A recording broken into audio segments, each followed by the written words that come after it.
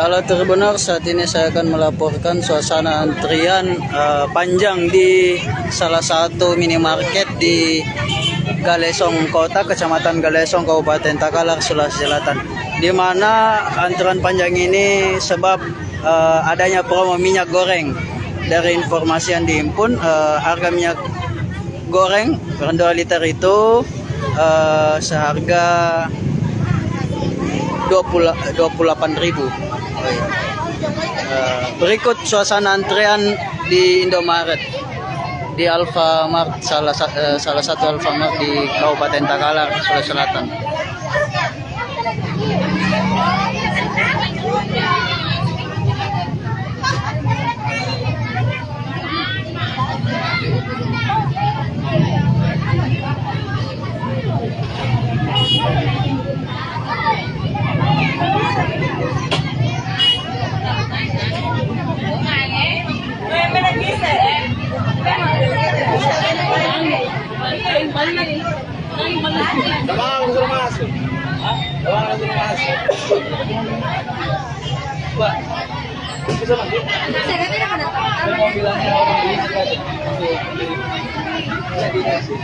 Ini antreannya para mama, ibu-ibu di Galesong, Kecamatan Galesong, Kabupaten Takalar, Sulawesi Selatan.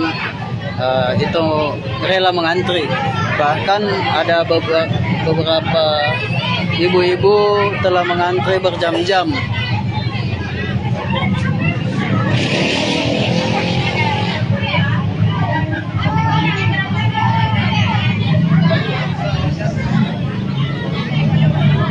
Ibu, tanya lagi Bu, sudah dapat tadi minyak ini? Sudah beli? Temanta. Oh, berapa lama bisa dapat antri? Baru bisa dapat? Sini kan lagi tapi kosong nih. Kosong. Ini lagi ada barangnya. Oh, hampir berapa jam menunggu itu Bu? Baru dapat? Tidak menunggu tapi keliling minyak di. Oh, itu berapa promonya ini Bu? 28.500 di. Memang minyak naik di Takalar ini, harga minyak. Oh. Ya, makasih banyak Bu.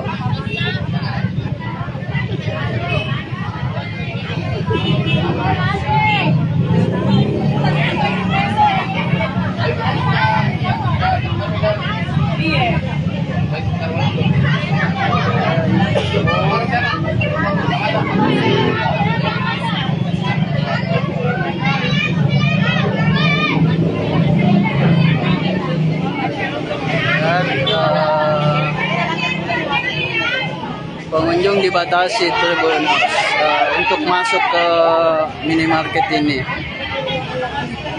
Hal tersebut dilakukan agar tidak menumpuk.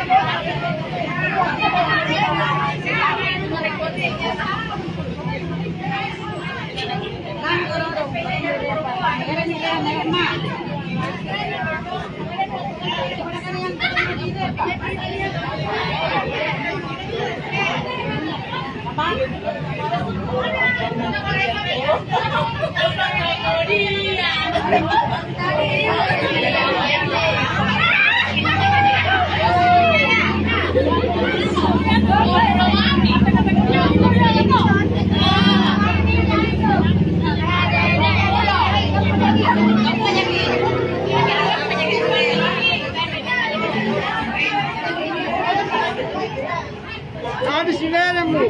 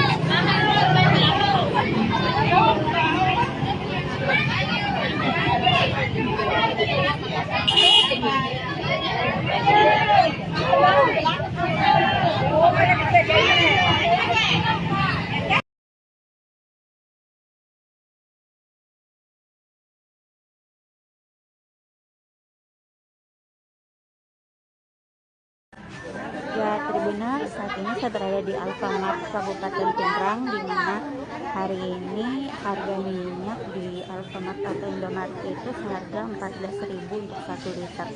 Nah, saat ini sudah banyak ibu-ibu yang ngantri ya. Nah, di Alfamart ini Tribuners, satu orang hanya bisa mendapat 1 minyak saja. Nah, ini saat ini sudah banyak yang mengantri Tribuners.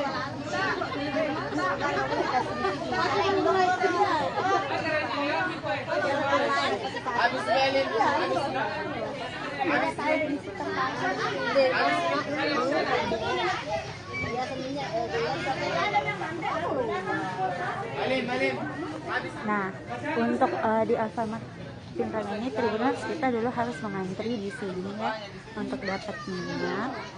Kemudian nanti di kasir itu juga full.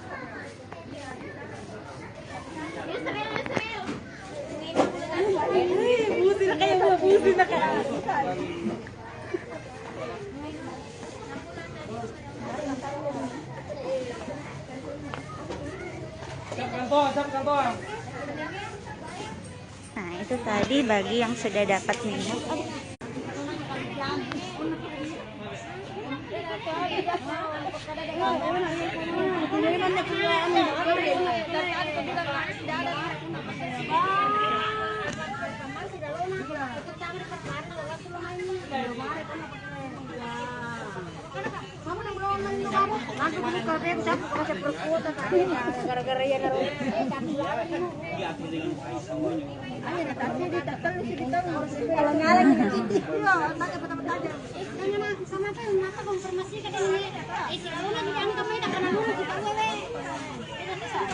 Nah, Tribuners, ini ibu-ibu sudah menunggu nih.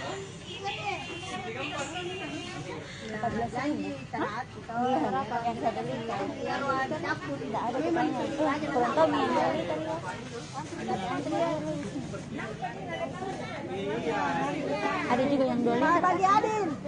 Berapa? Iya, enak siapa tahu ya. Yang mabela kayak puluhan. Yang mabela itu pula wali. Banyak ke, natatambay tahu puli dia.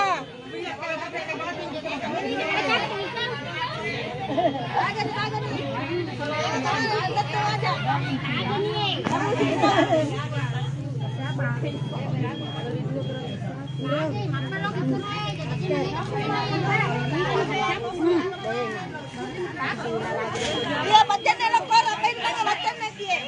Macam ni pa, macam ni ko. Macam ni ki. Ya. Satu. Ya. Ya, laban laki. Ya. Ayo, lalako masuk. Lalako masuk. Ya, balaro ko. Ara na mabot na kanya dito.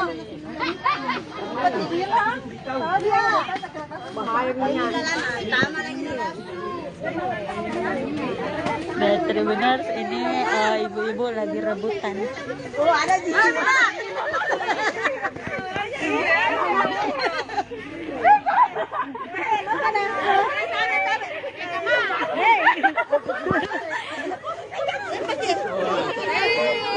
Kasih keluar dulu. Kasih keluar sudah. Ya. Satu balik Ini Tribuners lagi rebutan minyak Tribuners.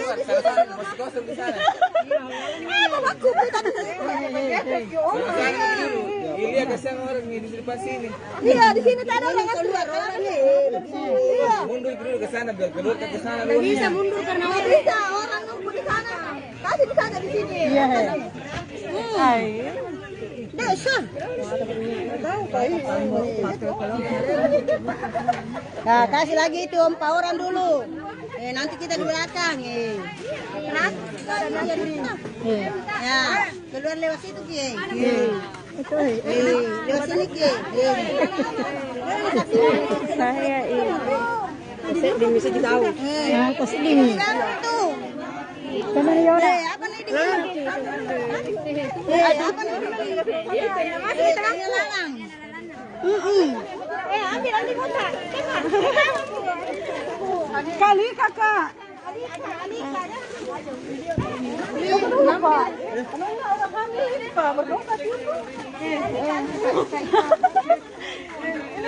Ya, Tribuners, ini ibu-ibu dan bapak-bapak juga antri untuk dapat minyak.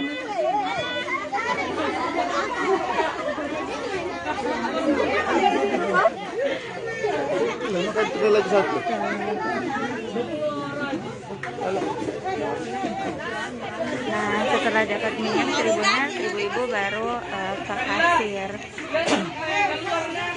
Ini sudah penuh ibu-ibu.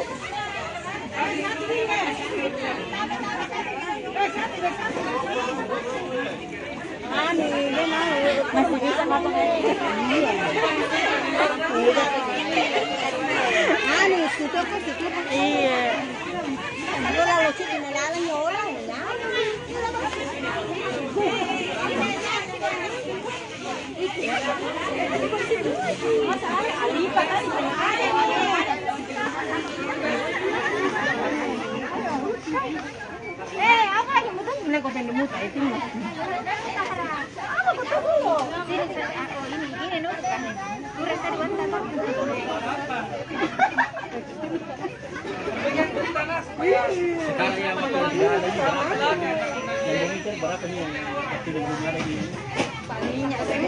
Nah, kalau sudah dapat minyak Tribuners, ibu-ibu akan antri di sini. Dan antreannya juga lumayan panjang.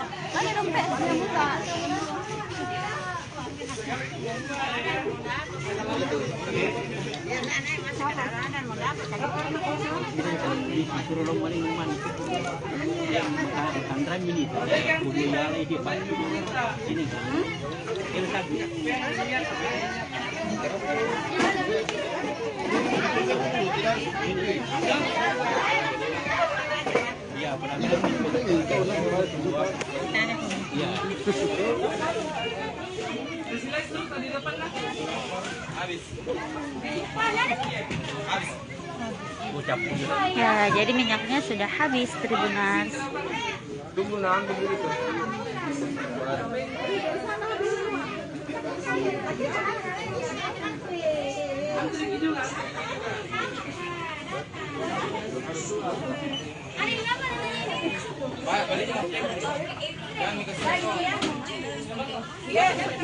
Itu teman aja Pak, jadi kami Antri tuh, aja.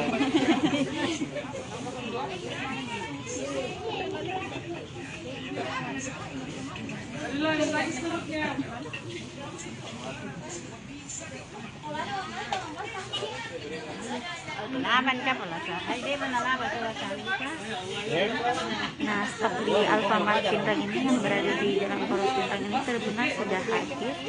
Nah, saat ini para pemburu ini mengantri di kasir. Dan bukan hanya ibu-ibu ya Tribuners, ada bapak-bapak juga dan anak-anak muda yang mengantri minyak.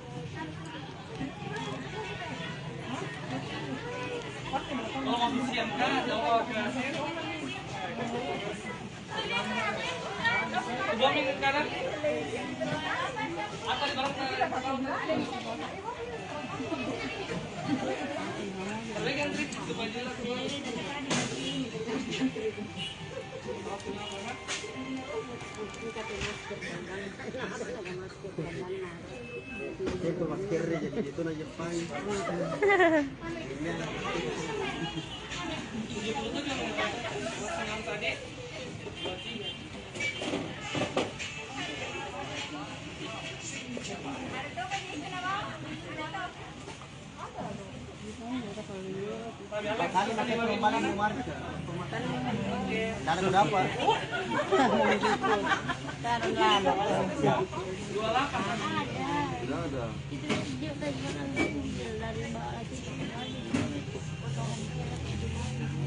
bukan diharganya yang anu antri dia. Yang banyak kan gitu.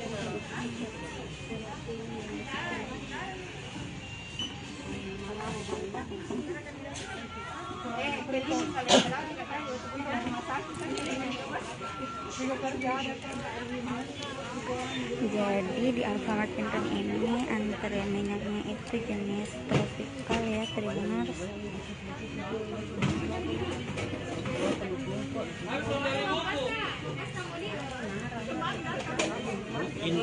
Ini untuk ukuran 2 liter. Untuk 1 liter tadi tidak ada, hanya yang gini, dan kemasan itu tidak ada, jadi adanya yang botol yang dibagikan.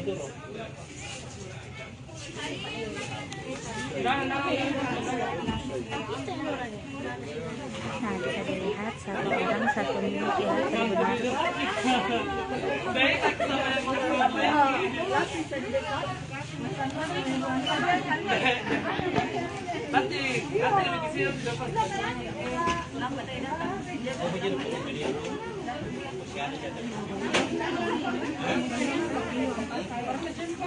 Oh begitu ya, tak boleh bagi ceritanya. Datang dari puncak ini.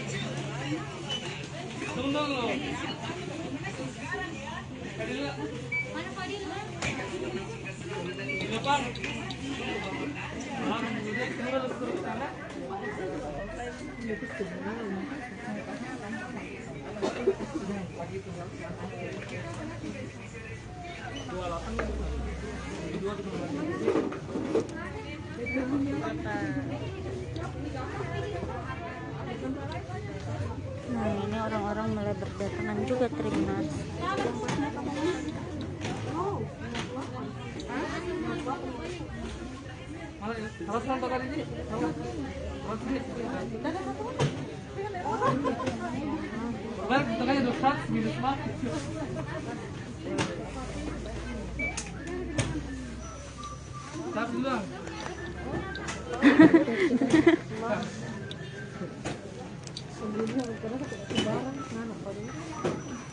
Dari uang 2.000 kak?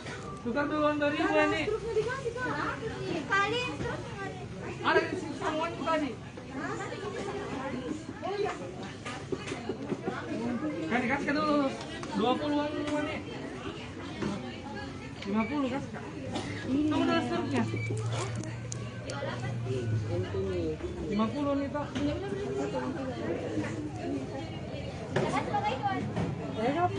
Lihat nih, satu kali biar tidak capek dia mengamak. Tinggal kali.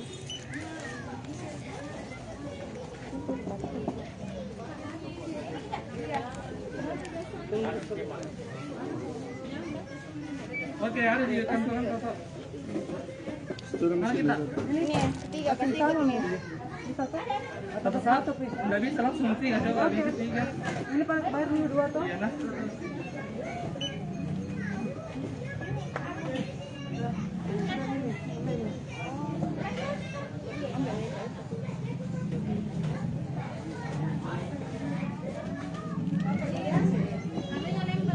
Kanila.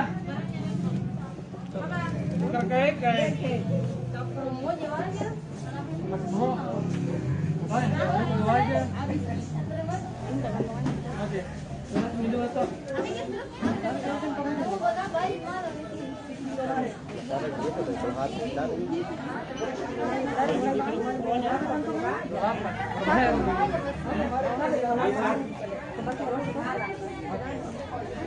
Dan kelas 2. Thank you. Oke, Beb.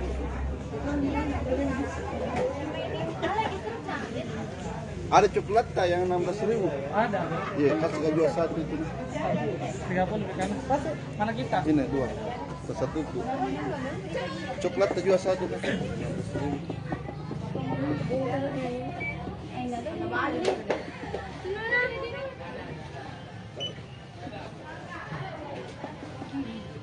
Ibu Dil, ibu coklat. Enggak, anu.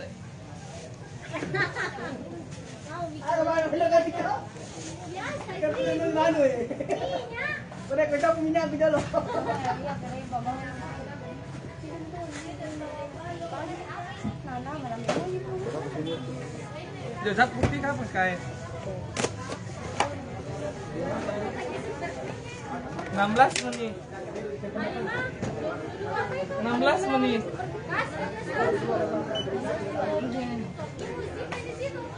Ada member tak? 181, Iya. 241, Iya. 837, 837. 676.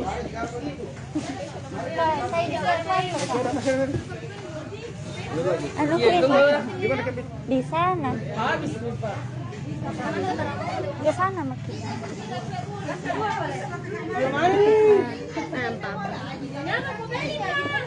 Bapak Herut Dindi. Iya.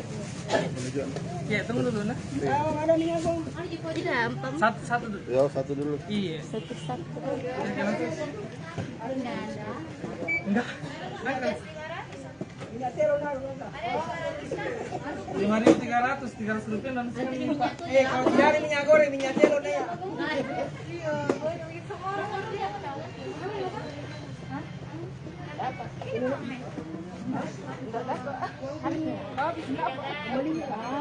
Iya di sana belum di sana. Oh. Di bawah? Serius, hah? iya enggak? Iya. 200.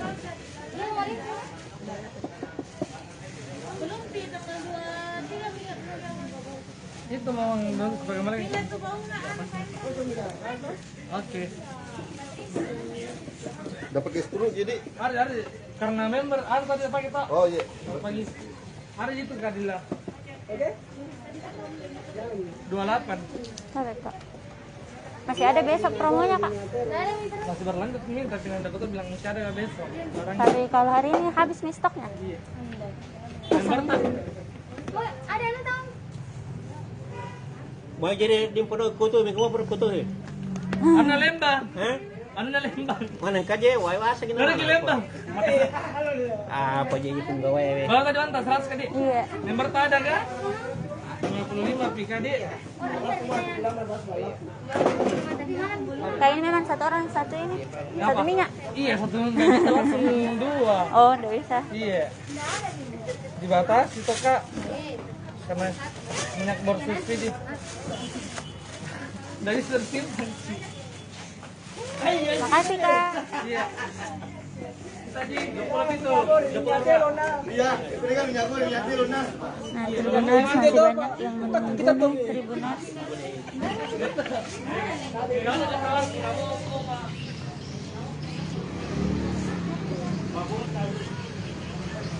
Oke, Tribuners, sampai bertemu di live selanjutnya.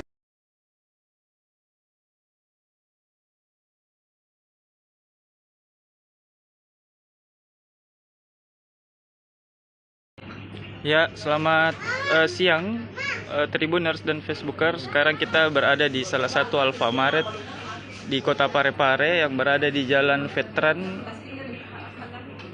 Kota Parepare. Nah, iya, seperti yang kita ketahui, pemerintah pusat sudah memberikan menginstruksikan turunnya harga minyak. Nah, sekarang di Alfamart Kota Parepare ini yang berada di Jalan Veteran, kita lihat ada beberapa masyarakat yang membeli minyak lantaran harganya sudah mulai turun. Nah, seperti ini kita lihat situasinya. Iya. Nah, iya. Ya, seperti kita Anak-anak tidak ada ikan masak, ikan goreng. Bagaimana Bu? Susah cari minyak sekarang Bu? Susah cari minyak selama naik. Oh selama ini itu berapa harganya ini Bu? Datang juga berapa? Saya cuma bilang promo. Oh tapi promo di? Ah iya. Ini masa dapat. Ini udah satu kan. Tadi baca di anu sangkut, sekarang sangkut. Oh iya di. Nah iya teman-teman, itu salah satu pengakuan dari salah satu ibu-ibu yang sedang berburu minyak di kota Parepare. Menurutnya memang minyak agak susah di pasaran, namun hari ini ada barang yang masuk untuk memenuhi kebutuhan minyak di kota Parepare.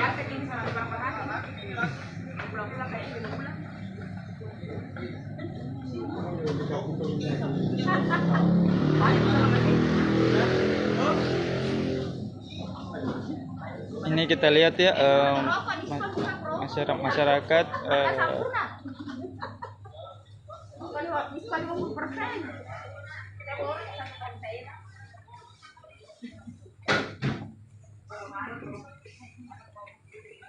ini kita lihat masyarakat berburu minyak.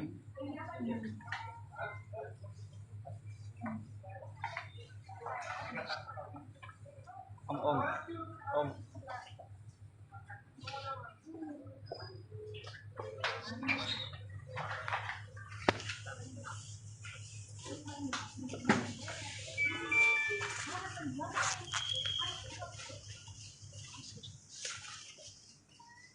Ya, seperti yang kita lihat teman-teman Tribuners dan Facebooker, di salah satu Alfamart di kota Parepare yang berada di Jalan Veteran ini didatangi warga berangsur-angsur untuk membeli minyak yang sedang mengalami promo atau penurunan harga.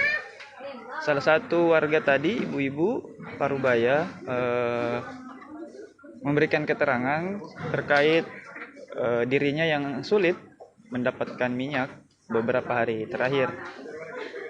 Kesulitan tersebut dikarenakan mahalnya harga minyak dan pemerintah pusat baru-baru ini sudah memberikan seruan instruksi untuk setiap kabupaten kota, daerah dan provinsi untuk ini penurunan harga minyak. Dari perintah pemerintah pusat itu diketahui bahwa harga minyak menyasar harga Rp14.000. Nah, cuman ya kita belum tahu ini ada promo, tapi dari harga berapa ke berapa nanti kemudian kita akan memberitahu dan menginformasikan harga minyak kemudian di pasaran, khususnya di Alfamart.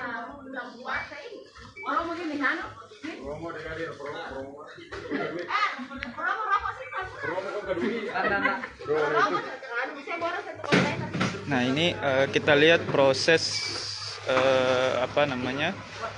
minyak baru saja datang dari masuk gudang seperti itu.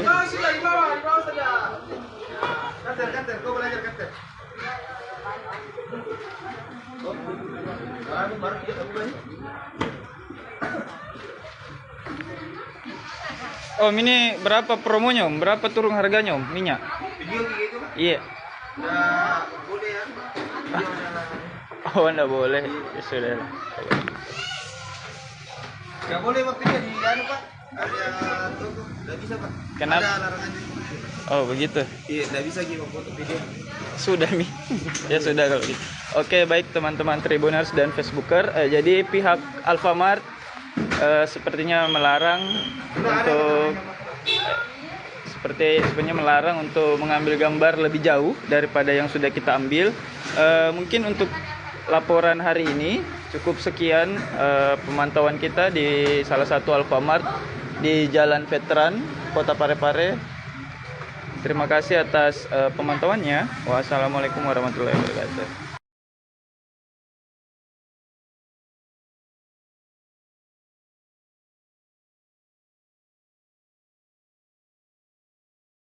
Sih mau rilis pasti sholat dulu, makan dulu baru kita mulai. Halo, selamat siang Tribuner. Pada kesempatan kali ini Saat ini saya akan sedang berlangsung merilis kasus, yaitu kasus penganiayaan yang mengakibatkan seseorang meninggal dunia, yang terjadi di Dusun Limpua, Desa Tua, Kecamatan Majauleng, Kabupaten Wajo, yang terjadi sekira pukul 02 dini hari di lokasi tersebut. Kronologis kejadian yaitu pada saat itu korban dengan tersangka secara bersama-sama di tempat lokasi karaoke, menyanyi atau karaoke hiburan yang keliling. Kemudian mereka dengan teman-teman yang lainnya meminum minuman tradisional tuak atau balok.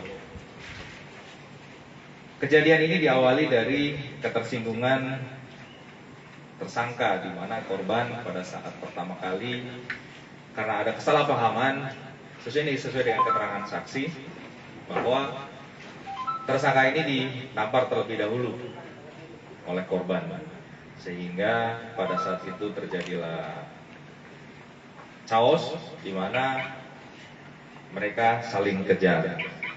Tersangka mengejar korban kurang lebih 50 meter, kemudian korban terjatuh dan disitulah terjadi aksi penikaman.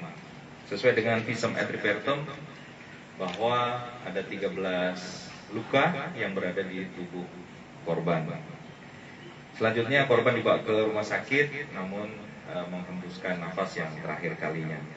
Barang bukti sampai saat sekarang yaitu celana dari korban yang berlumuran darah dan sajam yang masih dilakukan pencarian atau daftar pencarian barang.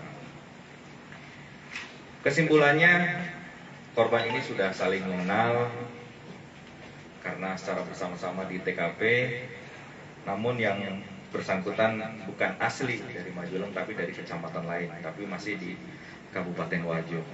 Kepadanya disangkakan pasal 338 subsidiar 351 ayat 3 KUH pidana dengan ancaman maksimal 15 tahun penjara. Ini untuk kasus yang pertama. Ada yang ditanyakan? Mungkin saya kira jelas. Kemudian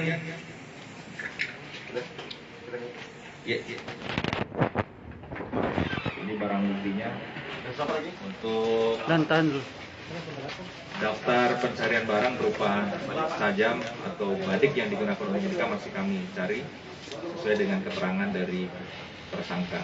Dan apakah cuma satu orang pelakunya? Yes, berdasarkan keterangan saksi-saksi dan juga tersangka mengakui bahwa hanya tersangka yang melakukan penikaman. Jadi korban ini meninggal di TKP atau di puskesmas Pesora, Komandan?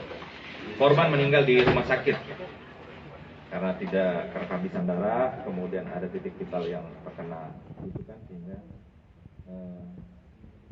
meninggal dunia di rumah sakit. Baik, lanjut yang kedua. Ini ada beberapa, mohon waktu rekan-rekan awak media, ada beberapa. Iya. Ini juga mereka saling kenal mengenal. Kasus penipuan dan penggelapan sepeda motor ini sering terjadi di Kabupaten Wajo karena pada saat yang lalu saya pernah merilis kasus yang sama. Ya, mereka berprofesi atau tersangka Ahmad Rizal dan korban Muhammad Faisal. Agak mirip. Namun tersangka bukan orang Wajo, yaitu dari Sidrap. Korban berasal dari Kabupaten Wajo. Modusnya itu meminjam sepeda motor berupa Honda CRF yang pada saat itu pinjam sebentar untuk pulang ke rumah. Namun tidak berdasarkan izin pemilik, kendaraan tersebut digadaikan di pihak ketiga di tempat tertentu. Kemudian pada saat diminta kembali oleh pemilik, yang bersangkutan hanya janji namun tidak kunjung ditepati. Akhirnya berdasarkan informasi yang didapat oleh Resmo Polres Wajo, pelaku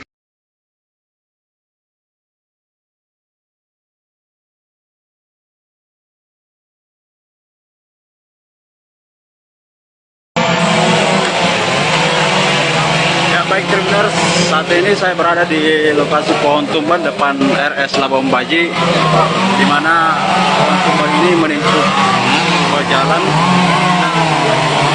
antara proses evakuasi.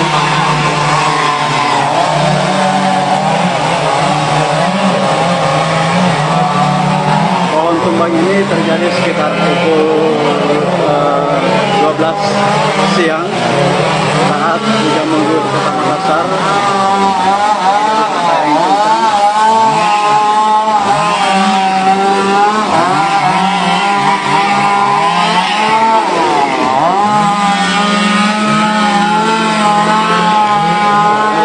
Mobil terjungkil.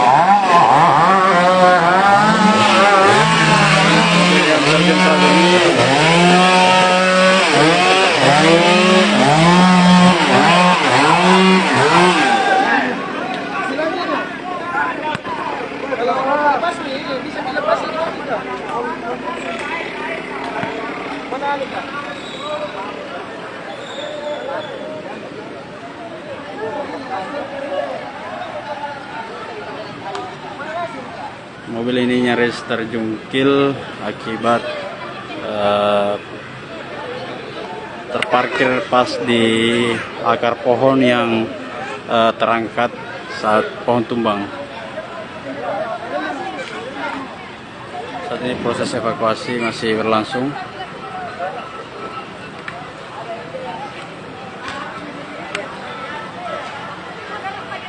Lokasi tepatnya di depan RS Labuan Baji, Kota Makassar.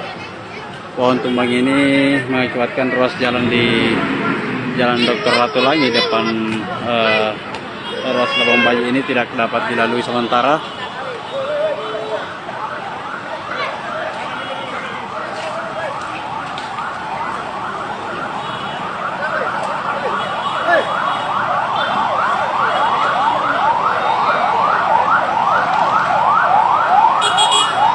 Tidak ada korban, laporan korban atas insiden ini, namun 3 mobil dikabarkan rusak akibat terkena tangkai ataupun dari dahan pohon yang tumbang.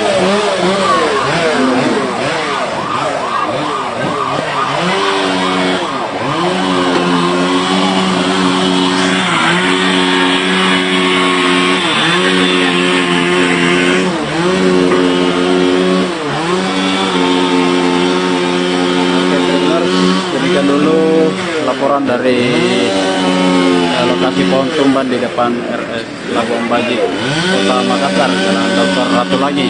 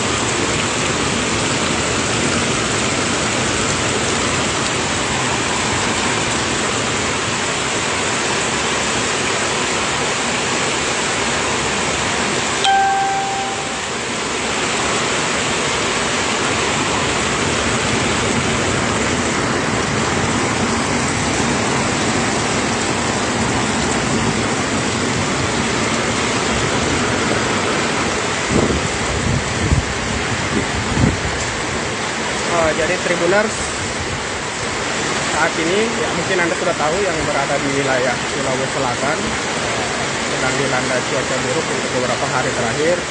Jadi diimbau kepada Anda untuk tetap waspada, tetap berada di dalam rumah jika memang tidak ada keperluan mendesak. Karena selain banjir tentu ada ancaman-ancaman lain jika cuaca buruk seperti ini. Ini kondisi terkini hujan deras disertai dengan angin yang cukup kencang, bahkan sangat kencang di Kabupaten Goa. Lokasinya di Kecamatan Somba Opuh. Ini air sudah mulai naik ke jalan.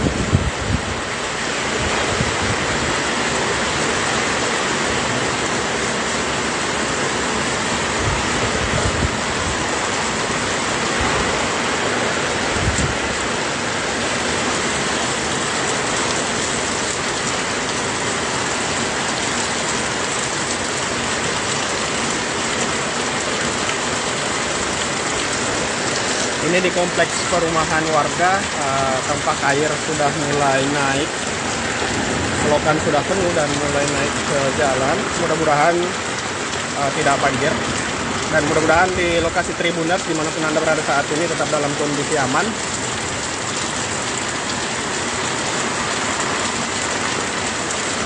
Ya, tentunya kita semua tetap selalu berdoa, semoga cuaca buruk tidak memberi dampak yang begitu berarti untuk kita semua, tidak menimbulkan kerusakan. Tapi sekali lagi diimbau untuk tetap waspada.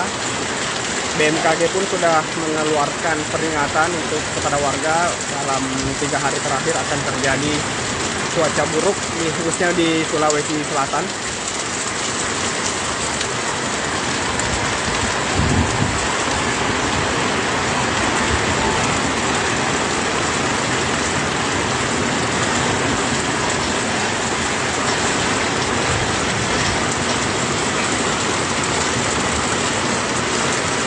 Bagi Anda Tribuners yang tetap harus beraktivitas atau bekerja di luar rumah, sebaiknya untuk tetap waspada, selalu berhati-hati. Karena sekali lagi cuaca buruk seperti ini bisa mengakibatkan hal-hal yang tidak kita inginkan, dan kita harap tentunya tetap baik-baik saja.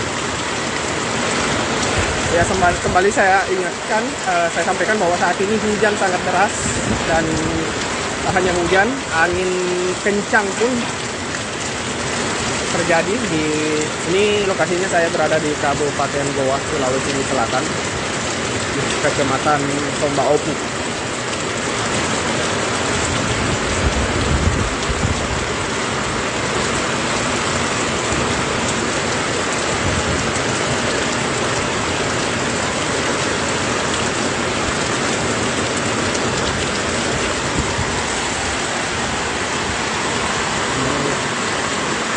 Tampak di belakang rumah warga sudah mulai naik, sampah pun sudah mulai hanyut kemana-mana.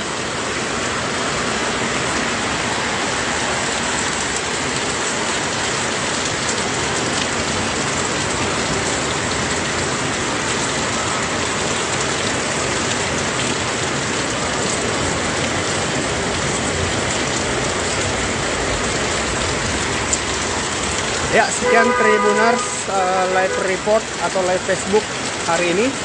Sekali lagi kami ingatkan untuk tetap waspada di kondisi cuaca buruk, dan tentunya jangan lupa berdoa agar kita tetap diberi kesehatan dan keselamatan. Assalamualaikum warahmatullahi wabarakatuh. Sampai jumpa di live Facebook selanjutnya.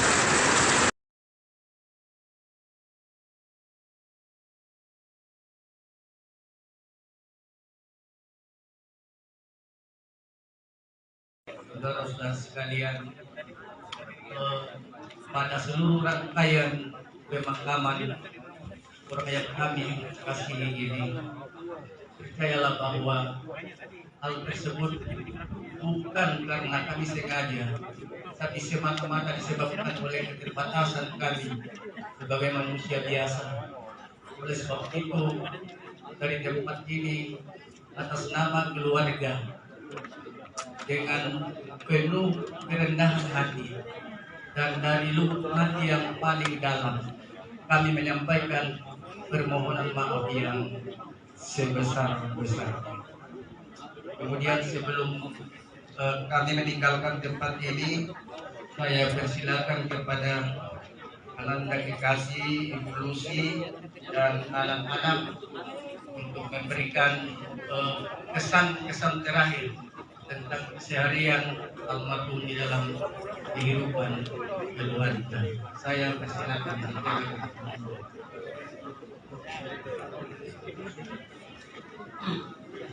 Halo, dan selamat siang Pak Bupati dan Wakil Bupati serta anggota Forkopimda yang kami hormati, serta seluruh hadirin yang kami banggakan. Terima kasih sekali karena begitu banyak kenangan dan kenangan bersama beliau, walaupun ada yang tidak disenangi dan disenangi. Saya mau sampaikan informasi bahwasanya Bapak ini almarhum suami kami kena serangan jantung, ya. Itulah kekagetan kita semua. Beliau meninggal sebenarnya sudah meninggal di rumah, tapi kami masih ragu dan sempat dibawa ke rumah sakit Marampa dan memang sudah lewat. Beliau meninggal kurang lebih jam 11.15 malam. Selanjutnya kenangan kami bersama almarhum suami kami, ya memang dari kami pacaran memang ada diam-diam dia. Diam-diam, jadi dia gitulah. Karena dia diam-diam sehingga sakitnya juga nggak mau dilaporkan. Biasa saya bilang, ayo kita ke rumah sakit sampai itu zaman. Biar dari kantor, biar dari gereja, ya apa boleh buat. Daripada kau terjadi apa-apa sampai hati kau meninggalkan kami. Itu sekedar kelakar. Ya begitulah beliau. Walaupun dibilangin tapi ya tetap kepala batu. Ya paling dia bilang sebentar besok sembuh, tolong urut-urut aja di belakang. Kalau minyak katanya, minyak apa itu, minyak yang dia senang itu, minyak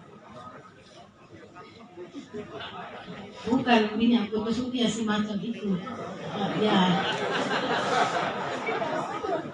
Ya saya bangga sekali di dalam kedukaan kita ini, kita masih sempat bergembira bersama beliau walaupun beliau tidak melihat. Kita semua ketawa, ya. Saya sebenarnya juga sedih sekali, kaget tiba-tiba beliau, sebenarnya kesenangannya beliau itu kalau sudah makan pulang kantor, ya duduk sebentar nonton TV, habis itu makan, dan sudah itu ya tidur di sofa. Kemarin itu sebelum beliau lewat, ya saya juga sedikit kecewa karena kenapa saya pergi, ya. Tapi saya kira dia biasa-biasa saja karena rutinnya dia itu tidur di sofa. Habis itu tidur jam 10-11 dia masuk di kamar mandi sikat gigi. Setelah itu dia masuk di kamar tidur. Ya, walaupun dia biasa korok, kami juga ya ngorok dia. Kami takut juga kasih bangun karena kalau dia ngorok itu biasa yang mengganggu juga teman tidur.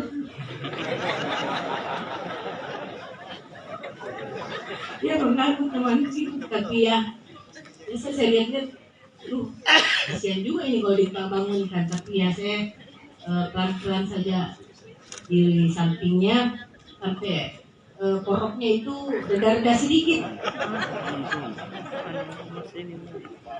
Ya, jadi itulah sekedar kenangan bersama beliau. Memang beliau ini orangnya gesit dan bersahaja. Biasa kalau pekerjaan kantor dia biasa bilang begitulah kalau kita dikasih tanggung jawab, ya. Dan kita harus laksanakan sebagai semampu kita. gambar kamu ambil depannya. Saya kira itu saja sebagai istri kenangan bersama dia. Terima kasih.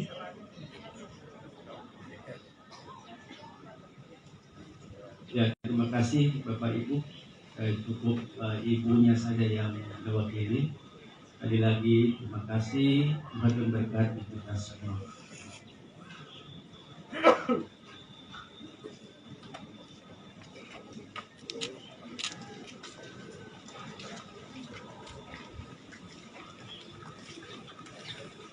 Terima kasih Tuhan tetap menyertai dan memelihara kehidupan ibu bersama dengan anak-anak. Acara selanjutnya upacara penghormatan terakhir kepada almarhum yang dengan hormat kami sebut namanya.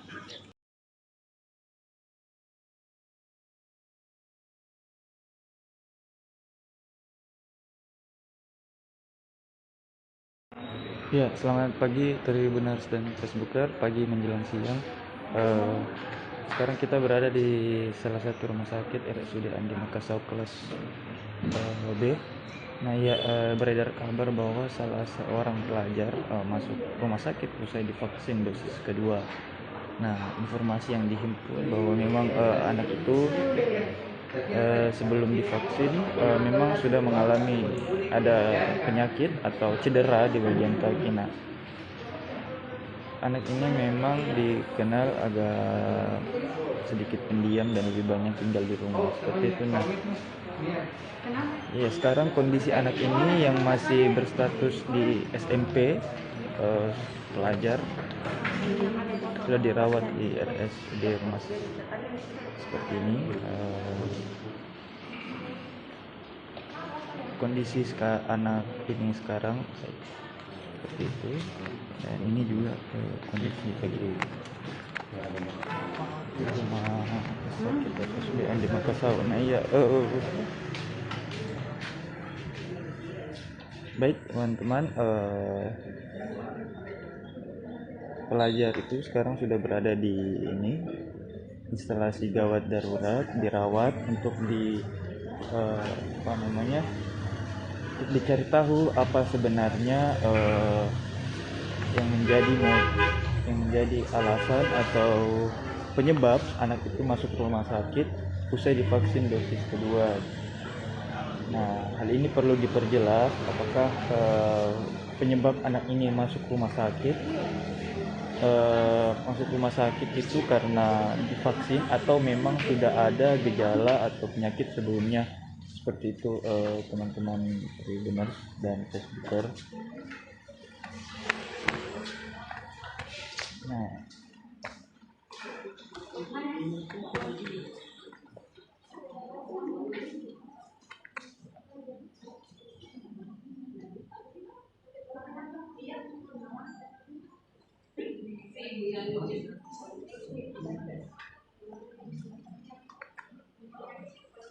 Nah, ya seperti yang kita lihat juga teman-teman,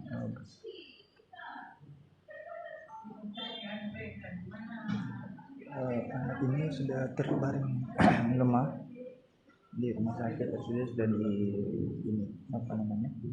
dirawat, yang mana sudah ditangani oleh yang ahlinya seperti itu teman-teman.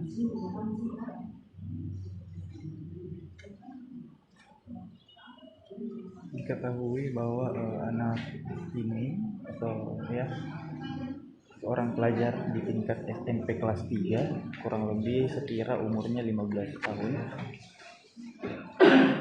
Seperti itu ya teman-teman.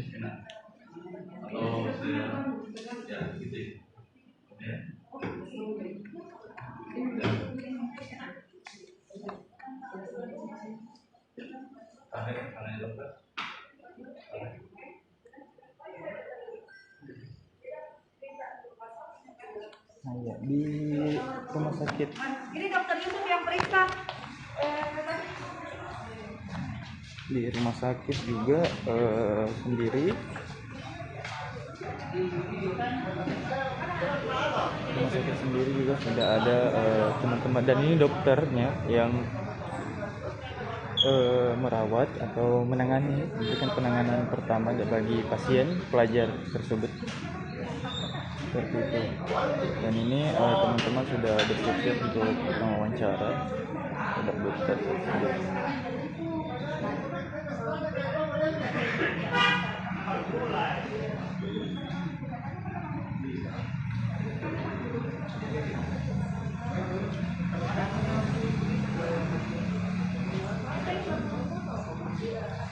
Ya, di sini juga sudah ada pihak dari dinas kesehatan yang langsung datang menangani pasien itu tersebut, seperti itu. Nah ya, baiklah teman-teman Tribuners dan Facebooker, cukup sekian mungkin pemantauan kita dan informasi yang saya sampaikan dari RSUD Andi Makassar, Kota Parepare. Terima kasih.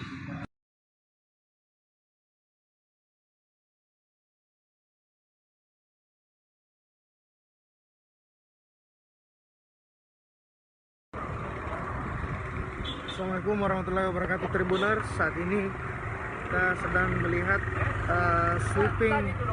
sweeping vaksinasi COVID-19 di Kabupaten Bulukumba. Jadi warga yang tidak bisa memperlihatkan kartu vaksinnya atau belum divaksin, maka mereka akan langsung diarahkan untuk melakukan vaksinasi COVID-19. Jadi ada gerai vaksin yang disediakan di sini. Salah satunya bapak ini, dia belum melakukan vaksinasi, hingga akhirnya mereka ditahan untuk diperiksa oleh petugas kesehatan.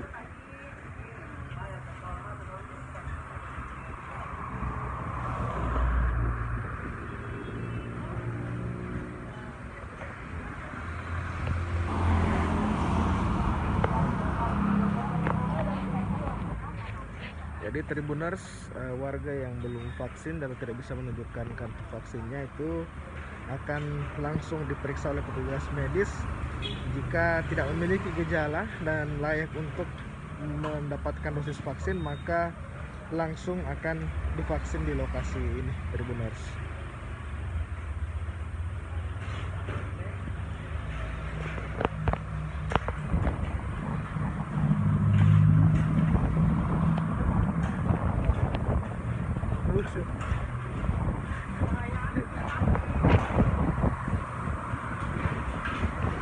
Ini Tribuners tepatnya berada di perbatasan Kota Bulukumba di Kelurahan Bintarure, Kecamatan Ujung Buluk, Tribuners. Jadi ini berada tepat di bawah Gapura. Selamat datang di Kota Bulukumba. Iya.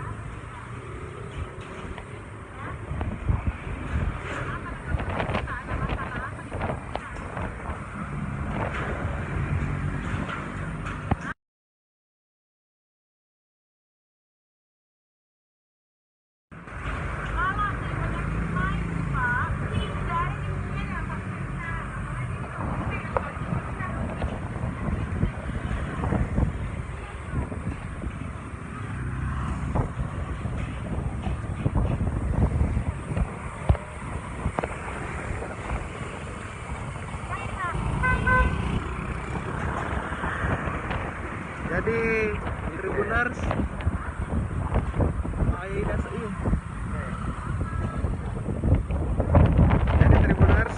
inilah suasana lokasi vaksinasi COVID-19. Jadi warga yang belum divaksin itu akan langsung divaksin di sana, Tribuners. Seperti yang kita lihat di sana, ada warga yang belum divaksin dan saat ini dalam proses screening oleh tenaga medis, Tribuners. Jika tidak bisa menunjukkan kartu vaksinnya atau belum divaksin, maka mereka akan divaksin oleh petugas medis, Tribuners. Seperti itu. Ini berada tepat Tribuners di jalur masuk ke dalam kota Bulukumba. Ini adalah gapura perbatasan kota Bulukumba di Kelurahan Bintarore, Kecamatan Ujung Bulu, Tribuners.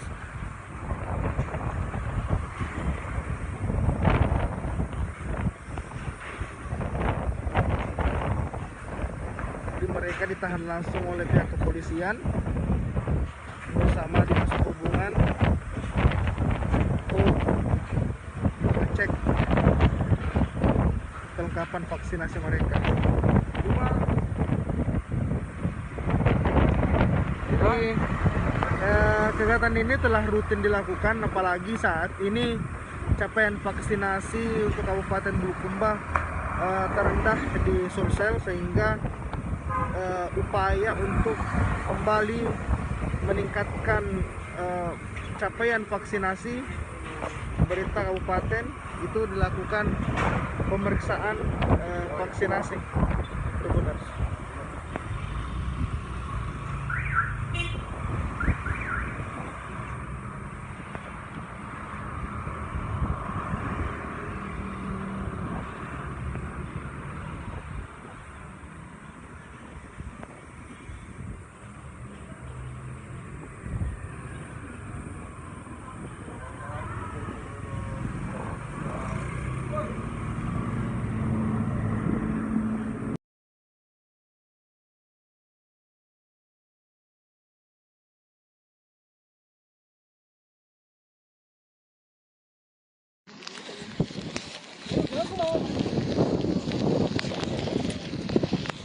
Selamat siang Tribuners, hari ini saya sudah berada di dermaga Macini Baji, di mana puluhan kapal bersandar karena cuaca buruk.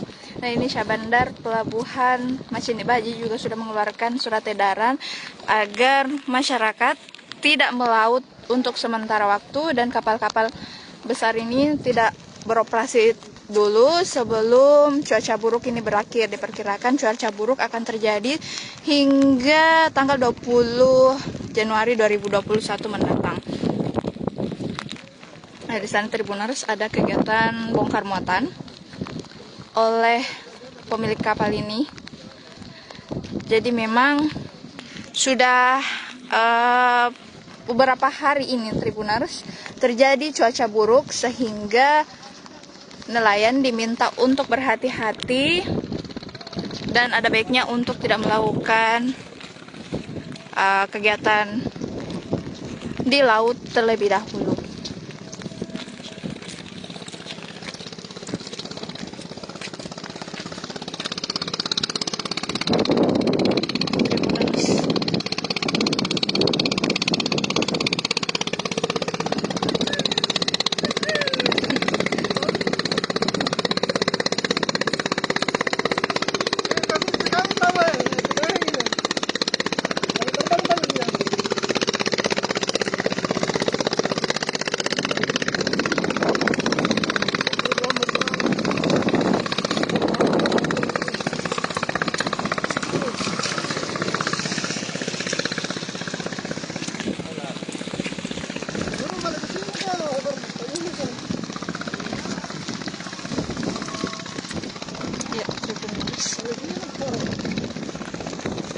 Ini ada beberapa kapal juga yang bersandar di ujung sana Tribuners.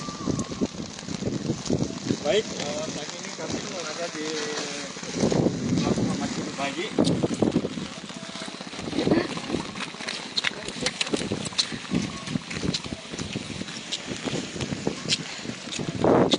Ini ketinggian ombak saat ini Tribuners 1,5 meter, dan ini memang cukup membahayakan, sehingga pemilik kapal diimbau untuk tidak melakukan aktivitas di laut sementara waktu.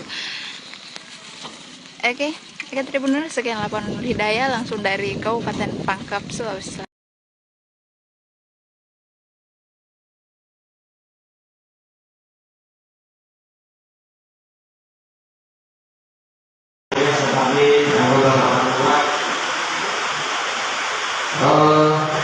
Pada kesempatan ini kami akan merilis terkait dengan pengungkapan kasus narkotika jenis sabu-sabu Alhamdulillah ya, pada hari Jumat tanggal 14 Januari tahun 2002 kemarin ini, sekitar pukul 21.30 WITA malam hari di Dusun Banting Nunuk ya, Dusun Banting Nunuk, Desa Baraya, Kecamatan Botoramba, Kabupaten Jeneponto ya, kita berhasil mengungkap penguasaan narkotika jenis sabu-sabu sebesar 32,36 gram bruto ya,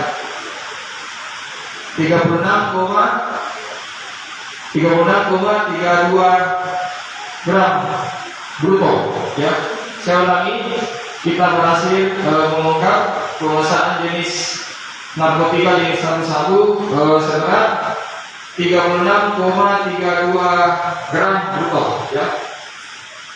Kemudian penguasaan ini, pengungkapan ini telah diamankan seorang pelaku yang saat ini yang kita sudah tetapkan sebagai tersangka.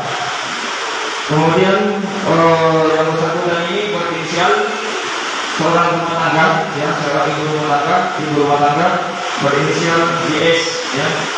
Umurnya sekitar 25 tahun, kemudian pendidikannya SMP, alamat di TKP Dusun Banting Nunuk, Desa Baraya, Kecamatan Botoramba, Kabupaten Jeneponto.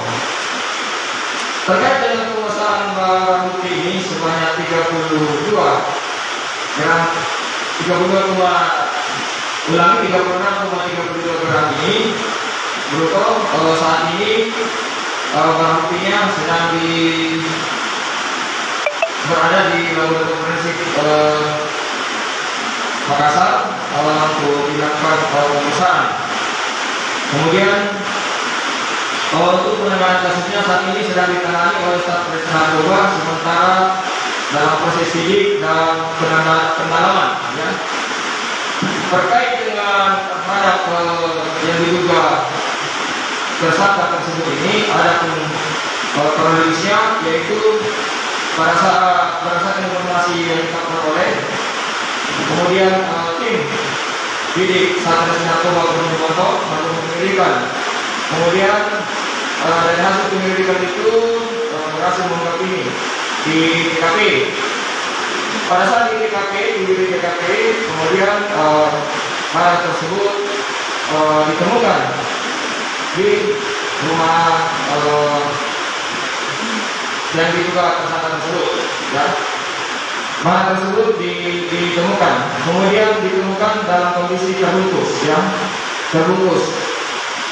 Kemudian barang tersebut dalam kondisi terbungkus, yang diduga barang tersebut baru saja tiba ya, baru saja tiba atau baru saja diibaratkan bahwa barang tersebut harus dipesan kemudian sudah tiba barangnya dan diterima oleh yang diduga tersangka tersebut. Barang tersebut sudah diterima yang diduga pelaku ya, atau tersangka. Kemudian dari ungkapan ini yang kita sita berhasil kita sita di TKP ya, termasuk 36,32 gram bruto jenis sabu-sabu ini. Kemudian ini ada juga timbangan, ya. Timbangan ini yang juga digunakan oleh pelaku untuk mengukur ya, mengukur berat daripada barang bukti tersebut. Kemudian ini juga ada satu bal ini saset kosong ya, satu bal saset kosong ini kita juga temukan di TKP. Kemudian ini juga ada baju anak-anak, jadi barang bukti tersebut dimasukkan dalam sini dibungkus.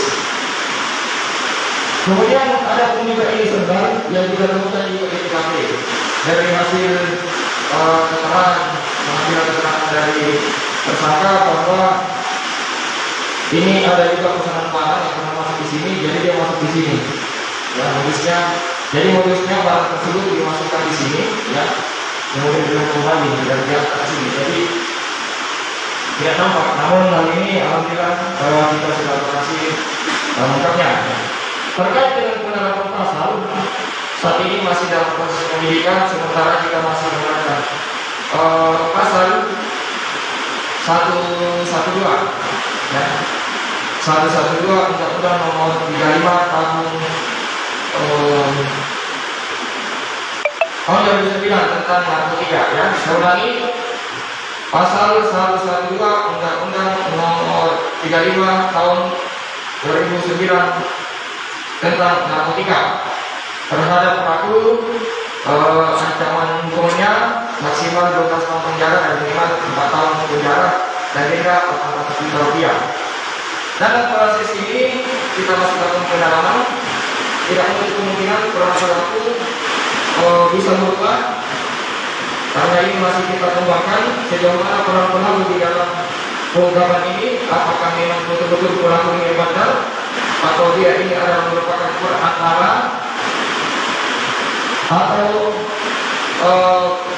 bahwa pelaku ini merupakan pengedar, ya, bandar atau pengedar yang selama ini sudah sering mengedarkan. Namun untuk fakta-fakta nantinya kita akan dalami kasus ini. Jadi pastinya saat ini kita juga masih mengumpulkan bukti-bukti serta melakukan analisa juridis terhadap penanganan kasus ini. Demikian. Terima kasih.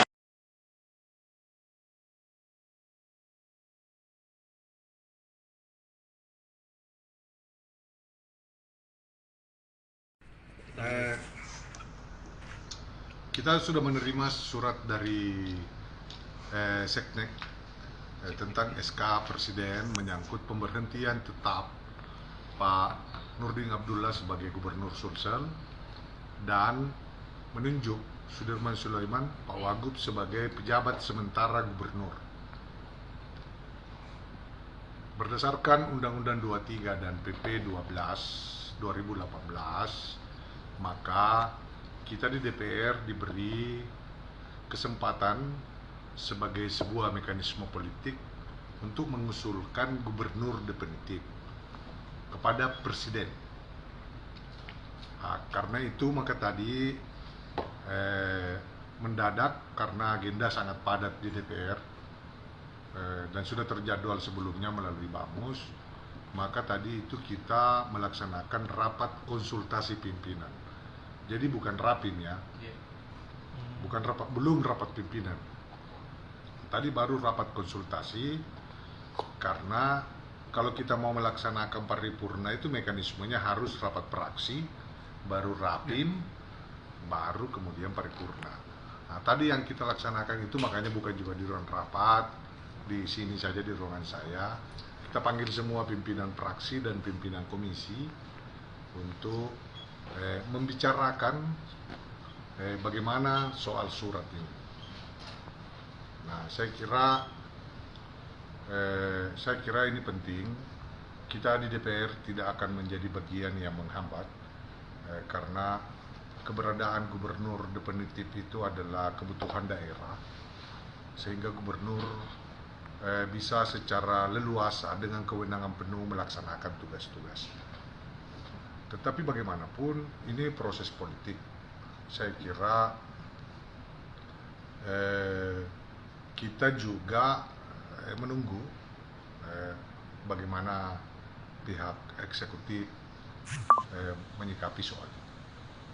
Beberapa praksi yang ada tadi, hampir semua praksi hadir, ya lebih dari 50% belum oke, ya. Belum oke dalam artian apa? Ya belum oke, artinya ya karena kan ada persetujuan. Agenda paripurna itu dua. Satu, pengumuman penetapan pemberhentian tetap Pak Nurdin Abdullah sebagai gubernur dan pengumuman penunjukan Sudirman Sulaiman sebagai pejabat sementara Gubernur Sulsel. Itu agenda pertama. Jadi Agenda pertama itu sifatnya pengumuman, karenanya rapat paripurna kemungkinan besar kita mengundang seluruh kepala daerah. Karena kita mau mengumumkan dua hal itu, bahwa Gubernur Pak Nurdin Abdullah sudah berhenti secara tetap dan sebagai PJS-nya sementara pejabat sementara Pak. Itu. Agenda yang kedua adalah mengusul, jadi persetujuan pengusulan Pak Sudirman Sulaiman sebagai gubernur definitif. Nah, di agenda kedua ini kita butuh persetujuan fraksi.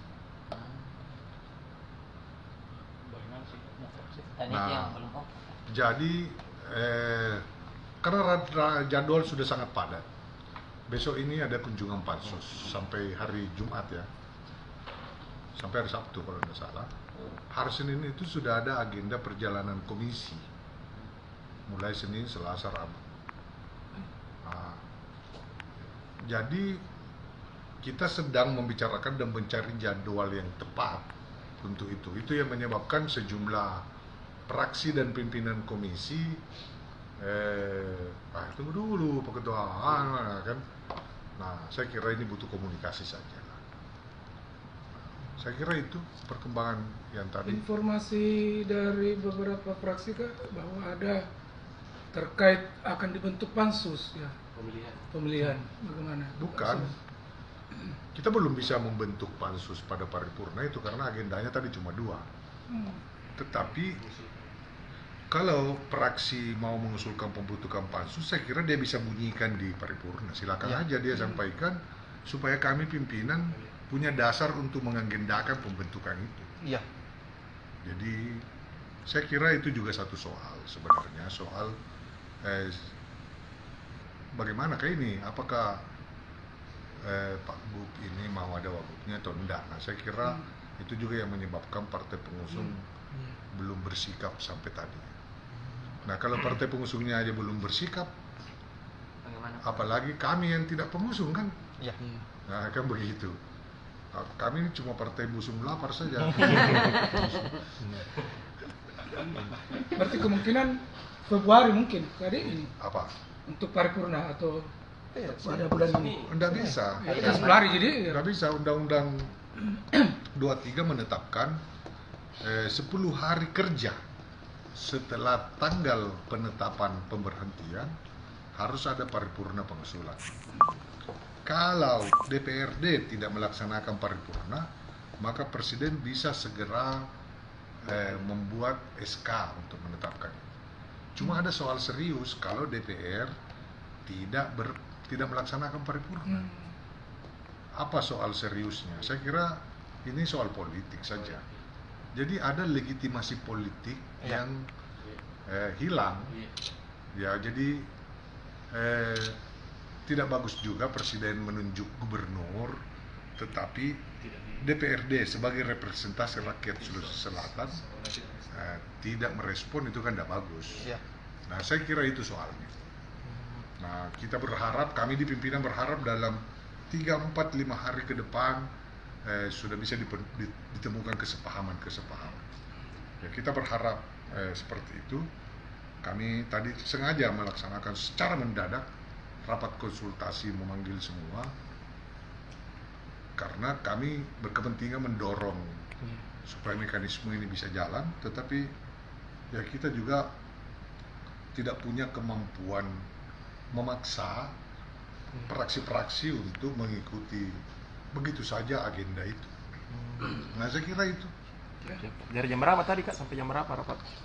Tadi kita rapat sekitar jam hampir setengah 4 mulai. Meskipun undangan jam 3. Nah, berakhir mungkin setengah 6. Setengah 6 tadi. Berarti 2 jam lebih, hampir 3 jam tadi.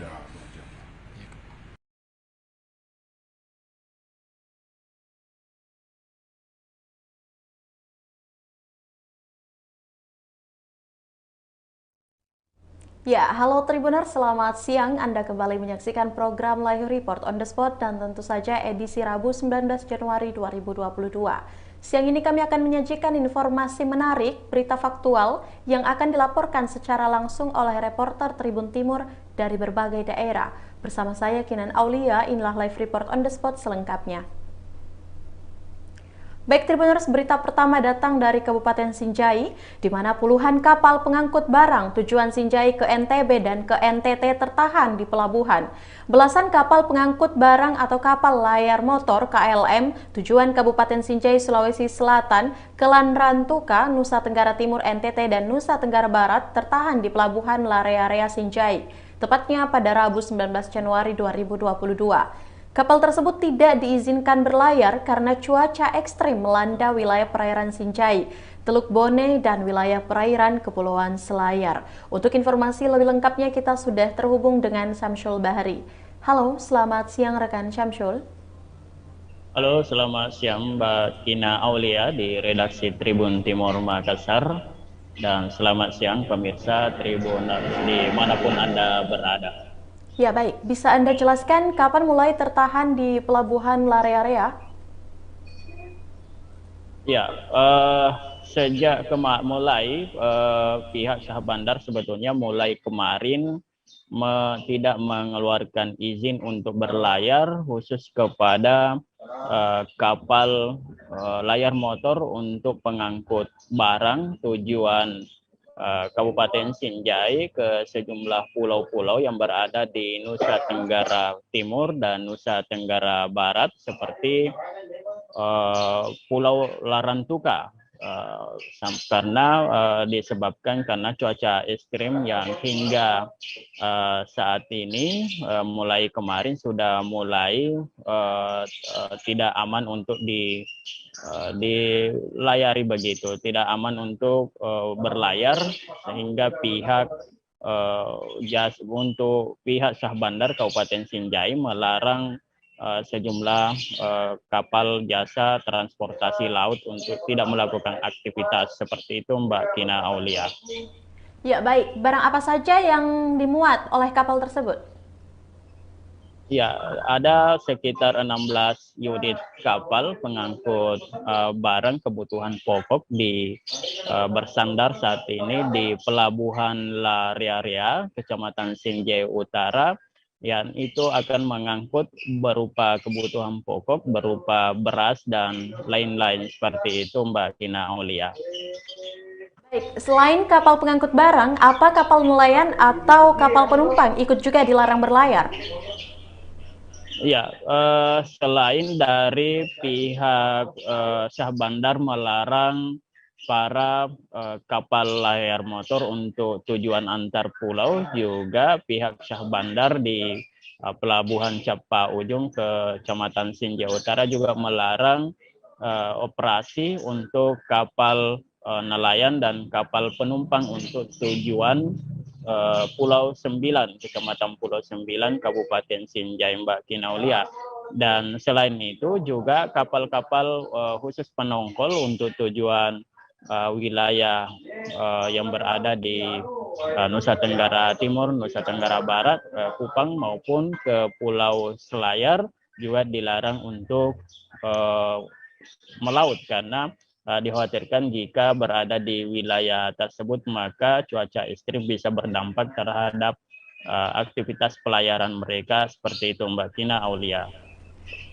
Ya, baik. Terima kasih rekan Syamsul Bahri untuk informasi lengkap Anda. Selanjutnya, Tribuners, kita akan menyaksikan hasil wawancara langsung bersama dengan Kepala Wilayah Kerja Pelabuhan Capa Ujung, ada Bapak Muhammad Saad. Berikut liputannya. Tidak melaut, itu kenapa, Pak? Untuk sementara ini kita ada himbauan karena adanya cuaca ini yang berubah-ubah sehingga ada edaran dari BMKG untuk tidak melakukan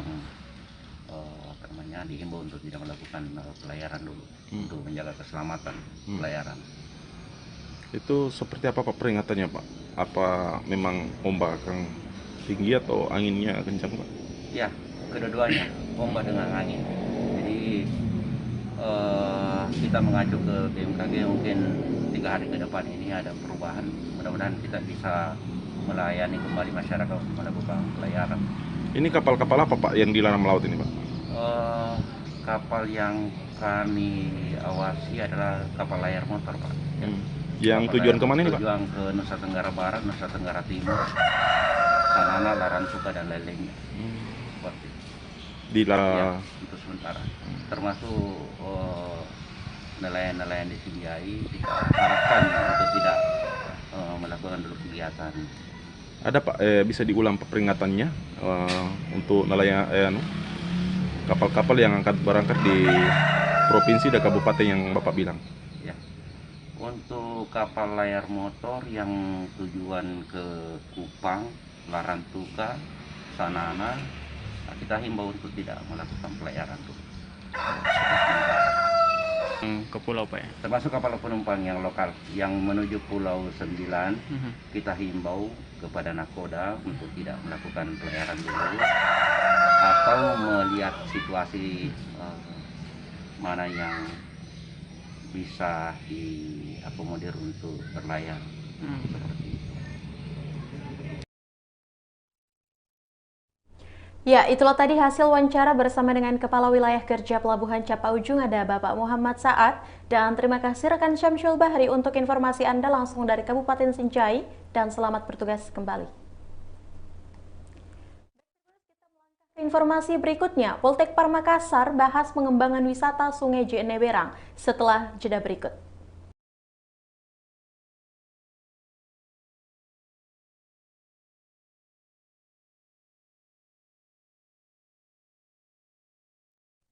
Ya, baik Tribuners, terima kasih Anda masih setia menyaksikan program Live Report on the Spot, dan tentu saja kembali lagi bersama saya Kinan Aulia. Informasi berikutnya datang dari Kota Makassar, di mana Poltekpar Makassar bahas pengembangan wisata Sungai Jeneberang. Politeknik Pariwisata Poltekpar Makassar membahas pengembangan Sungai Jeneberang sebagai daya tarik wisata. Dibahas lewat forum Group Discussion atau FGD, tepatnya di kampus Poltekpar Makassar yang berada di Jalan Metro Tanjung Bunga pada Selasa 18 Januari 2022. FGD dihadiri oleh Kasubag SDM Kemenparekraf, Faisal, dan Direktur Poltekpar Makassar ada Bapak Dr. Andes Muhammad Arifin, Kepala Dinas Pariwisata Sulsel Profesor Jufri, dan Kepala Dinas Pariwisata Makassar ada Bapak Muhammad Rom, dan tamu undangan lainnya. Direktur Poltekpar Makassar, Dr. Andes Muhammad Arifin, menjelaskan bahwa FGD digelar atas inisiasi Poltekpar Makassar. Untuk informasi lebih lengkapnya, kita sudah terhubung bersama dengan Rudi Salam. Halo, selamat siang rekan Rudi. Halo, selamat siang rekan Kinan di studio dan juga Tribuners. Ya baik, bisa Anda jelaskan apa yang melatar belakangi FGD pengembangan Sungai Jeneberang sebagai daya tarik wisata? Ya, baik Kinan dan Tribuners, memang Politeknik Pariwisata atau Poltekpar Makassar menggelar FGD dalam rangka pengembangan Sungai Jeneberang sebagai daya tarik wisata. Kegiatan FGD ini digelar di kampus Poltekpar Makassar, tepatnya di Jalan Metro Tanjung Bunga, Selasa kemarin. FGD dihadiri oleh sejumlah pihak, baik dari pemerintahan dan akademisi. Seperti misalnya ada Kasubag SDM Kementerian Pariwisata, ada Faisal, kemudian dihadiri juga oleh Direktur Politeknik Pariwisata Makassar, Dr. Andes Muhammad Arifin, kemudian Kepala Dinas Pariwisata Sulawesi Selatan ada Prof. Jupri, dan juga Kepala Dinas Pariwisata Makassar Muhammad Rom.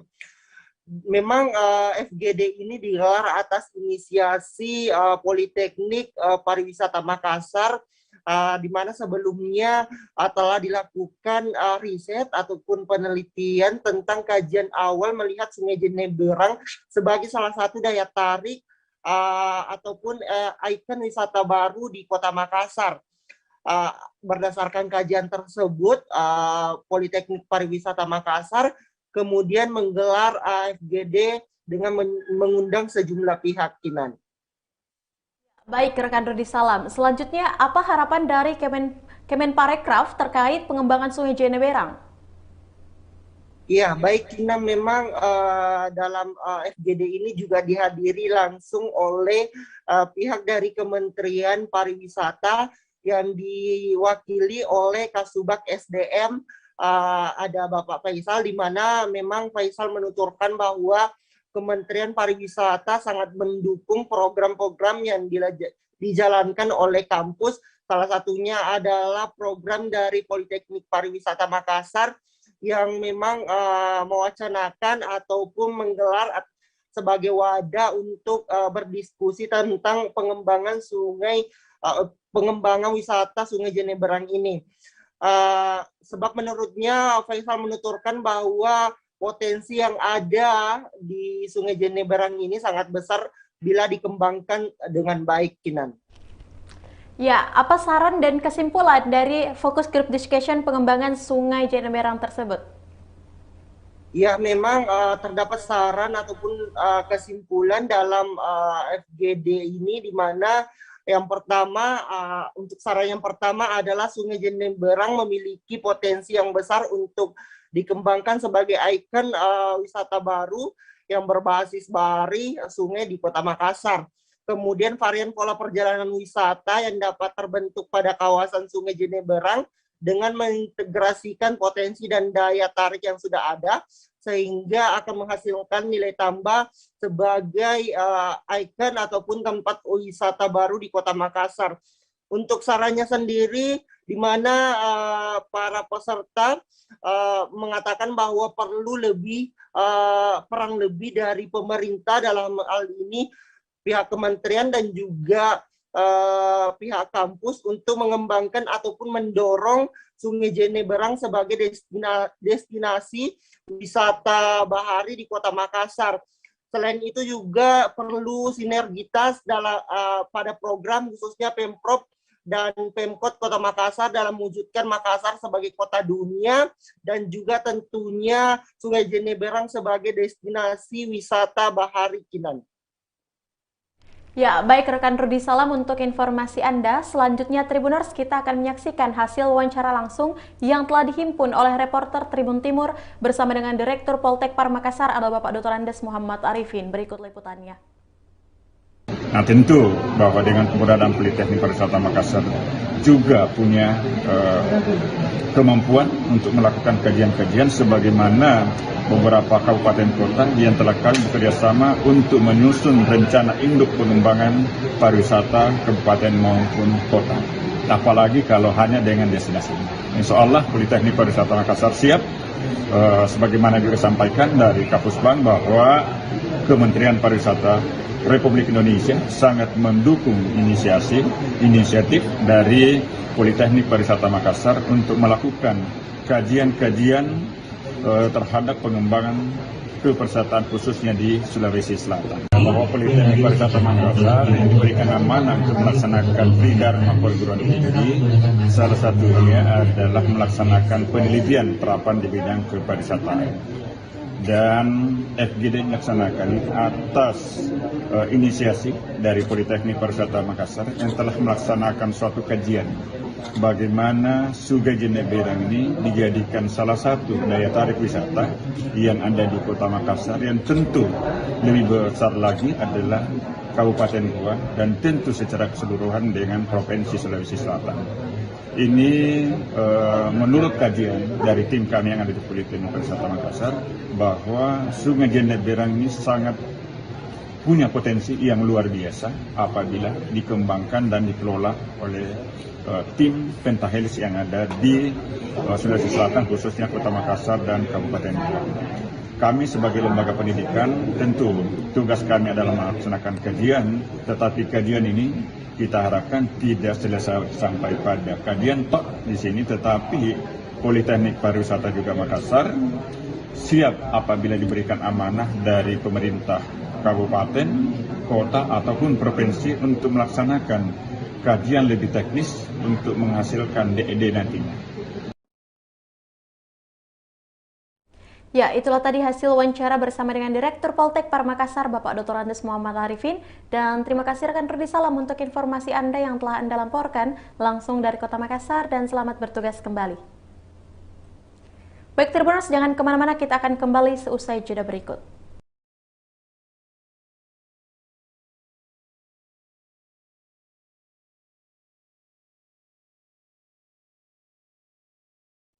Ya, baik Tribuners, terima kasih Anda kembali lagi menyaksikan program Live Report on the Spot dan masih bersama saya Kinan Aulia. Informasi berikutnya datang dari Kabupaten Wajo di mana vaksinasi anak usia 6 sampai 11 tahun dimulai di Kabupaten Wajo.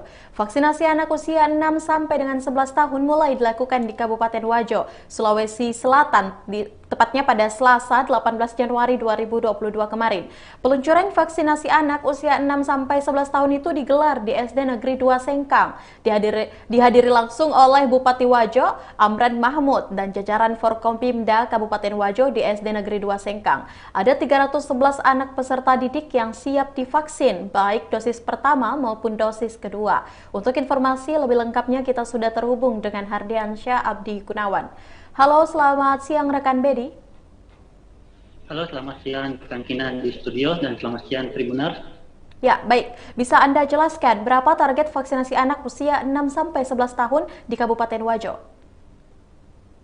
Ya, sejak Selasa 18 Januari 2022 kemarin, pemerintah Kabupaten Wajo sudah memulai untuk melakukan vaksinasi anak di 14 kecamatan yang ada di Kabupaten Wajo. Pemerintah Kabupaten Wajo sendiri menargetkan ada sekitar 34.796 anak di Kabupaten Wajo yang berusia 6 sampai 11 tahun akan menerima vaksin, dan vaksin yang digunakan adalah vaksin jenis Sinovac. Seperti itu rekan Pinan. Ya, selain di SD Negeri 2 Sengkang, di mana saja dilakukan vaksinasi anak usia 6 sampai 11 tahun? Ya, selain di SDN 2 Sengkang yang terletak di Kecamatan Tempe, vaksinasi anak juga dilakukan di 14 kecamatan yang ada di Kabupaten Wajo. Ya, selain di 14 kecamatan itu, Dinas Kesehatan melalui 23 puskesmas yang ada di Kabupaten Wajo mengambil setiap titik-titik sekolah yang ada di 14 kecamatan itu. Artinya setidaknya ada 21 titik untuk dilakukan vaksinasi anak yang ada di Kabupaten Wajo. Seperti itu rekan Kinan. Baik, kapan vaksinasi anak ditargetkan akan selesai? Ya, baik. Menarget bahwa bahwa baik anak vaksinasi pada akhir Maret 2022 mendatang. Itu untuk dosis pertama, dan saat ini selain menggenjot vaksinasi anak, pemerintah juga menggenjot untuk pemerintah Kabupaten Wajo menggenjot dosis kedua yang sangat tinggi. Itu beberapa hari ke depan pemerintah juga akan melakukan peluncuran vaksinasi dosis ketiga atau vaksin booster untuk usia rentan seperti lansia. Perlu diketahui bahwa realisasi vaksinasi Kabupaten Wajo berdasarkan data Komisi Penanggulangan COVID, kemudian ekonomi nasional, untuk dosis pertama di Kabupaten Wajo itu sudah mencapai 76,64%, atau setidaknya sudah ada 230.532 orang yang telah divaksin dosis pertama. Sementara untuk dosis kedua baru mencapai 39,14% atau 117.750 orang. Sementara untuk dosis ketiga sendiri baru mencapai 0,45% atau setidaknya 1.340 orang. Itu pun untuk dosis ketiga kebanyakan adalah tenaga kesehatan. Seperti itu rekan Kinan. Ya, terima kasih rekan Bedi untuk informasi Anda. Selanjutnya Tribuners, kita akan menyaksikan hasil wawancara langsung yang telah dihimpun oleh reporter Tribun Timur bersama dengan Bupati Wajo, ada Bapak Amran Mahmud. Berikut liputannya. Antusias kelihatan, ya, tidak ada yang kelihatan takut, malah punya semangat. Nah, ini kita sangat optimis melihat anak-anak kita sangat menyambut. Ini demi untuk keselamatan kita semua, demi untuk menjaga juga anak-anak kita, ya, baik guru, anak-anak, jangan sampai ada yang tertular, jangan sampai menghambat penyelenggaraan pendidikan kita, khususnya proses pembelajaran tatap muka. Kita lihat di Jakarta sempat ada lagi sekolah yang ditutup karena tiba-tiba ada yang terkonfirmasi, ada yang tertular. Nah, kita berdoa supaya anak-anak kita semua terjaga, terlindungi. Inilah upaya ikhtiar kita, usaha kita, bagaimana melindungi warga kita, khususnya anak-anak kita umur 6 sampai 11 tahun. Kelas. Ya, itulah tadi hasil wawancara bersama dengan Bupati Wajo, ada Bapak Amran Mahmud, dan terima kasih rekan Hardiansyah Abdi Gunawan untuk informasi Anda langsung dari Kabupaten Wajo, dan selamat bertugas kembali. Ya baik Tribuners, kita melangkah ke informasi berikutnya. Oknum honorer Satpol PP di Bone jadi tersangka kasus narkoba seusai jeda berikut.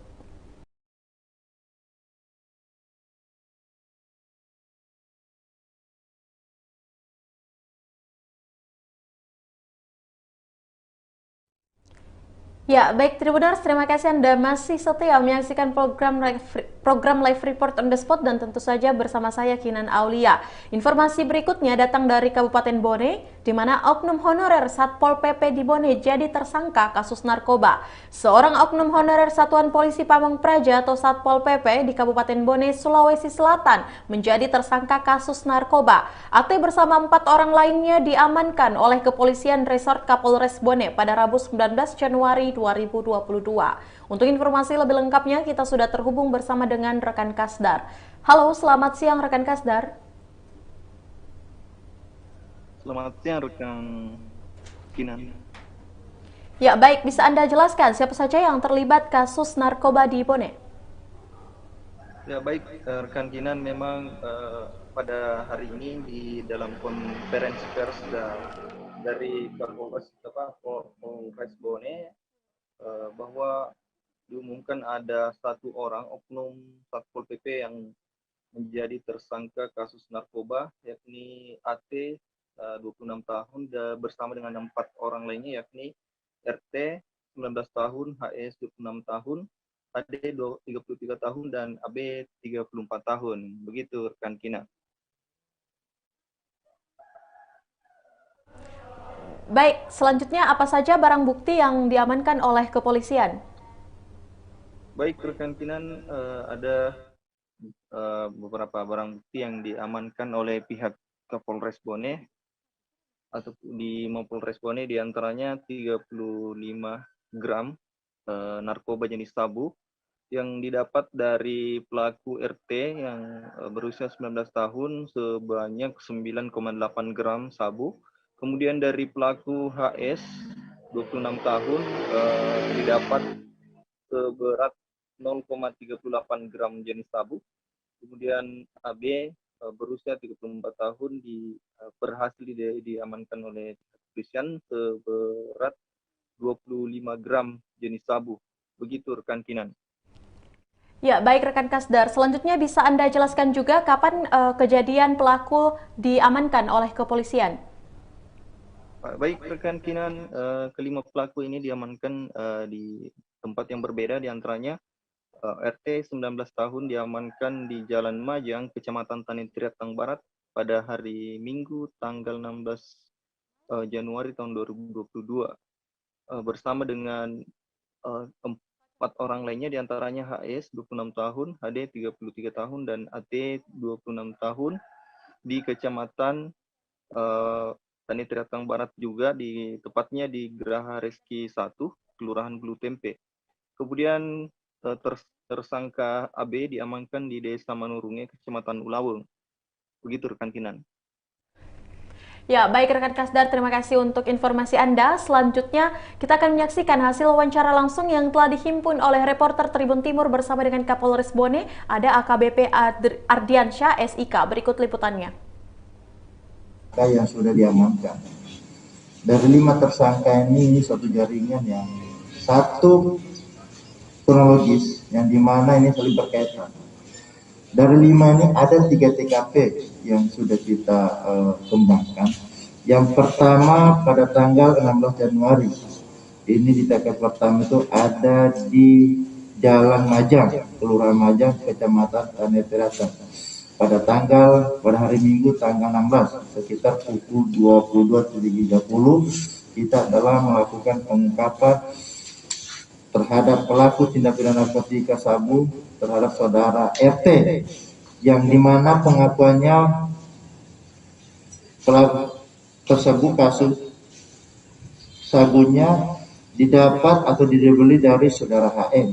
Saudara HM ini berasal dari Parepare melalui perantara saudara AB dengan harga 22.500.000 rupiah dengan jumlah barang bukti atau berat yaitu sebanyak 25 gram yang sebagian sudah dijual saudara HM.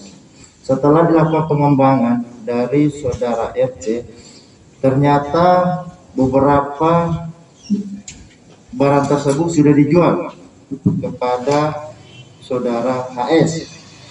Ini dilakukan di TKP kedua pada tanggal 16 Januari juga pukul 23.30 di BTN Dres Geraha, 1 Kelurahan Bulu Tempe, Kecamatan Tanah Barat. Ini pengembangan dari TKP pertama. Di sana didapat ada 3 tersangka atau pelaku, yaitu inisial HS, HD, dan AT. Ini ada salah satu oknum yang perlu kami sampaikan, salah satu oknum honorer dari Satuan Praja yang ada di Kabupaten Bone. Ya, itulah tadi hasil wawancara bersama dengan Kapolres Bone, ada AKBP Ardian Syah SIK. Dan terima kasih rekan Kasdar untuk informasi Anda langsung dari Bone dan selamat bertugas kembali.